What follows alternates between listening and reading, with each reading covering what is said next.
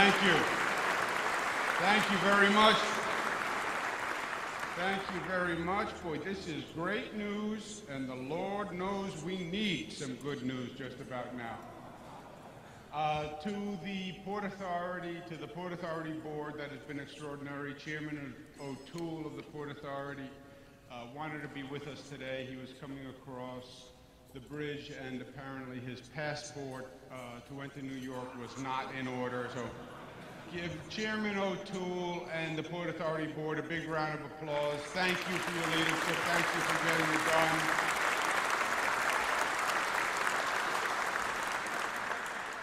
Rick Cotton, who, as he said in his mild-mannered way, he could be sitting back at NBC. He's been a phenomenal success in the private sector. He could be doing anything, anywhere, or just sitting on the beach and playing a little golf.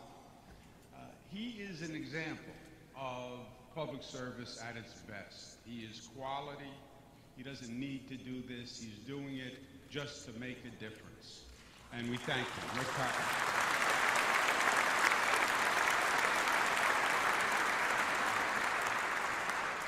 To Stephen Rubenstein, congratulations on your leadership. It does my heart good to see a son following in his father's footsteps. So let's give Stephen Rubenstein a big round of applause.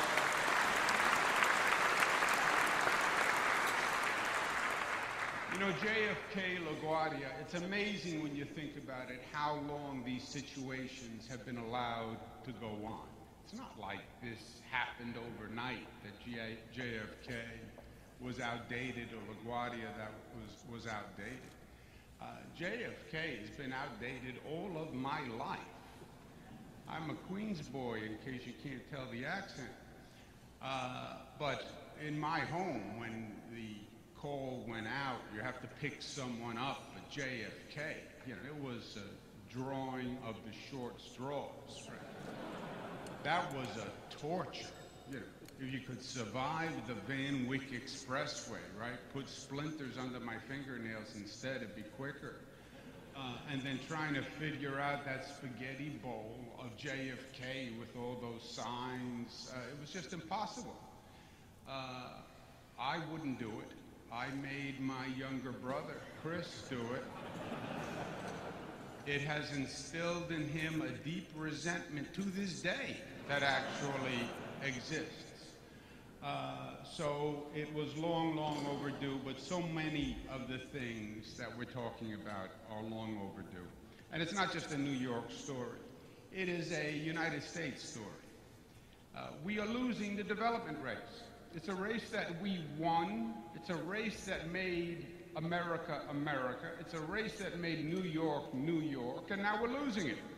You fly around the world and look at what everybody else is building, and then you come back to the United States, and you understand that we are being left behind. There's some mentality where we're resting on our laurels. Well, our forefathers did all this, and it's our inheritance, our legacy, and they handed it to us. And we're just going to sit and enjoy their gift. That's not the way it works. Either you are building and you are creating, or you are getting left behind. That is the simple reality of life. I was HUD secretary, and I would fly all around the country. My message to every city was the same. Look, either you're developing and the future is coming to you, or they're going to someone else. But status quo, sitting where you are, that is a formula for loss, my friends. You are what you build. A.J. Parkinson, great quote. And you are what you build. And look at what we built as New Yorkers. We built the greatest state in the nation. It didn't just happen. It wasn't evolution. We built it. We made it happen. Tallest buildings, 600 miles of subways, longest bridges.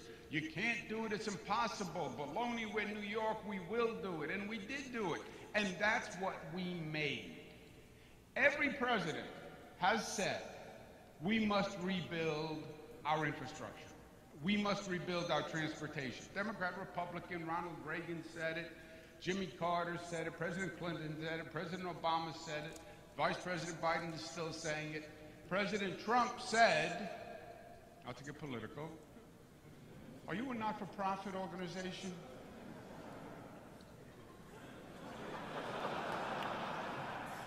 Donald Trump said when he was running, I will invest in the infrastructure $1.5 trillion. That was his promise. That's what he said. You know what we've gotten? Nada, niente, nothing has happened. So what we said in New York is, look, we're not going to wait for the federal government. We've never waited before. New York's legacy is not what it is because we waited for the federal government to tell us what we should or should not do. We did it. And the rest of the nation followed us. So we said we're going to fund the largest construction program in the United States of America, $100 billion. And people said, oh, geez, we don't know. Government doesn't know how to build. Every time government goes to build, they mess it up. The big dig in Massachusetts, everyone has a horror story. We said we're going to learn from the past. We're going to learn from our mistakes. You know what? We're not going to build anything. Know what you know and know what you don't know. And it's more important to know what you don't know in life. We're not going to build. Why? Because government is lousy at building. That's why. Government can master plan, but then give it to the private sector, let them design it, let them build it, bid it, get the best price, incentives for early delivery, sanctions for late delivery, but get government out of the building and the design process. And that's exactly what we did. And we are building more than any state in the United States. Stephen is right, we're building more than has been built since Robert Moses in a more sensitive, community-friendly way. Not to criticize Robert Moses. Jacob Javits Center was opened in 1984. My father opened it. When it opened, it was state-of-the-art. It was the biggest. It was the best. Time moved on. It is no longer the biggest and the best. We're losing the big shows. We're going to basically double the size of the Jacob Javits Convention Center. Getting those shows here is a tremendous economic vehicle for the city. Penn Station is the circles of hell. It is. Amtrak doesn't like it when I say it. I'm sorry, but the truth is the truth. I have a large nose. Admitting it is just reality. We have to make significant changes in Penn, and in the meantime, what we're doing is building an entirely new train hall across the street, the Moynihan-Farley train complex. It was a dream of Senator Moynihan. It sat on a shelf. We are doing it. It's under construction. It's on schedule. It's $2.5 billion. And that's happening now. New Kosciuszko Bridge is being built. Slides are going backwards. New Goethals Bridge, as you heard from Rick, is being built. Long Island Railroad has been stagnant for 70 years. It's basically the same railroad system that they built 100 years ago. When you hear about the problems on the Long Island Railroad in the morning and they say there's a problem on the track, that is literally correct, because in some places there's one track. And if anything happens on that track, it delays trains for hours. God forbid a squirrel walks on the track and has a heart attack. Everybody is 4 hours late for work. We're building a second track, we're building a third track, we're rebuilding the whole Long Island Railroad. Cashless tolling. They did it all across the country, only New York couldn't figure out how to do it. We did it fast, it saves time, it saves money. When you go through a bridge or a tunnel, it's a totally different experience, and frankly, it happened so quickly that people didn't even realize. Quick digression, funny story. An aunt of mine was coming through in a car, coming into Manhattan. She didn't come in all that often, and she's getting on in years at the time, and the driver goes to drive right through the toll booth, right to the tunnel, and she says, stop, stop. We didn't pay the toll. And the driver said, no, this is now an electronic toll. She said, no, my nephew is the governor. I have to pay the toll. It literally happened so fast and so well that it changed people's experience. New LaGuardia Airport, as you know, new JFK International Airport, our two main airports. Now, a cynical Times reporter will say, oh, that's all you're doing is two new airports? Well, actually, not exactly. Two new airports downstate, upstate, new Plattsburgh Airport, new Elmira Corning Airport, new Syracuse International Airport, new Rochester Airport, new Albany Airport, new Ithaca Airport, New York Stewart International Airport that's going to open up the Hudson Valley. So it's not just downstate. This is a statewide rehabilitation and New York program. What's next in terms of challenges?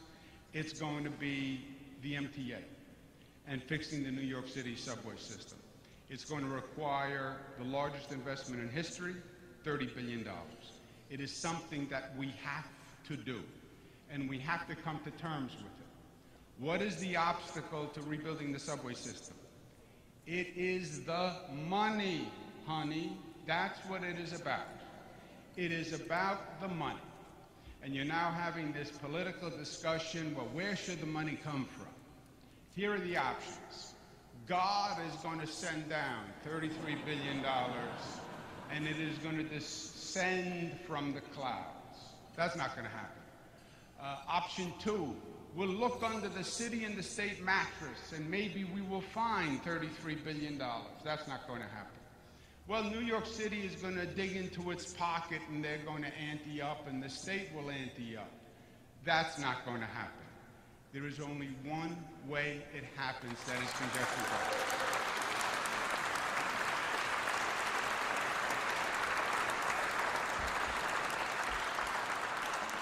Everything else is political blather. Well, ideally, we would like to have a millionaire's tax. Yes. I wish I could be an elected official who lived in the ideal. Unfortunately, I'm an executive, so I actually have to get things done. The only realistic option is congestion pricing. We have to get it done. We have to get it done next year. I need your help.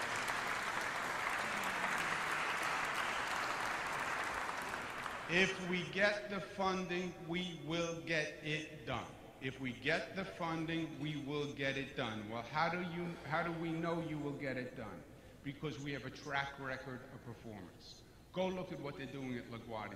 It is amazing that you can operate an airport and build a new airport on that small piece of land.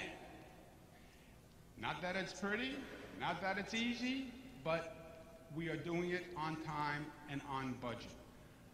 Go look at the new Kosciuszko Bridge, and go look at the Mario Cuomo Bridge. Largest infrastructure project in the United States of America. A $4 billion project. It was on the cover of President Obama's last budget document as the premier infrastructure program. It came in on time, it came in on budget.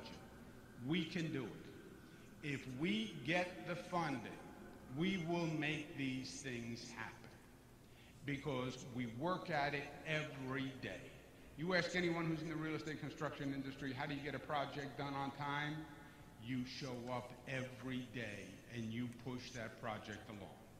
And that is exactly what we did with the Tappan Zee, what Rick and the Port Authority are going to do with JFK and LaGuardia, and that's what we will do with the MTA projects. I'm going to propose next year to raise our $100 billion investment to $150 billion over the next 5 years. It will provide thousands of good-paying middle-class jobs, which is what this nation needs, that middle-class anxiety.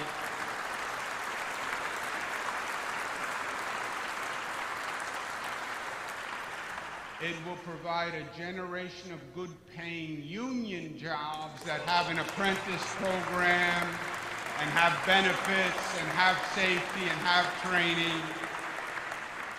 And it will create a new economic future for New York. As I mentioned, I was HUD secretary. The state that leads in transportation and infrastructure and technology is going to be the state where the economy wins. That can be New York. That can be New York, and we are on the track to do it. There's a moment in time for us to seal our future and our fate as the #1 state in the nation again. Fortune favors the bold. New York is the state of the bold. We always have been. Look at what we've done. Look at what we've built. Look at what we accomplished. We took a little sliver of land called Manhattan. We made it one of the greatest places in the United States of America. Every building, every design, every architectural challenge. We led the nation because we dared to lead. Leadership is not easy. It's frightening and it's risky and it's hard and you have to work at it. But that's why we are New Yorkers. That's what's in our blood and our DNA and in our cells. Otherwise, we would not be here. You wouldn't make it in this city if you didn't have that Constitution and that drive. So let's do it. Thank you and God bless you.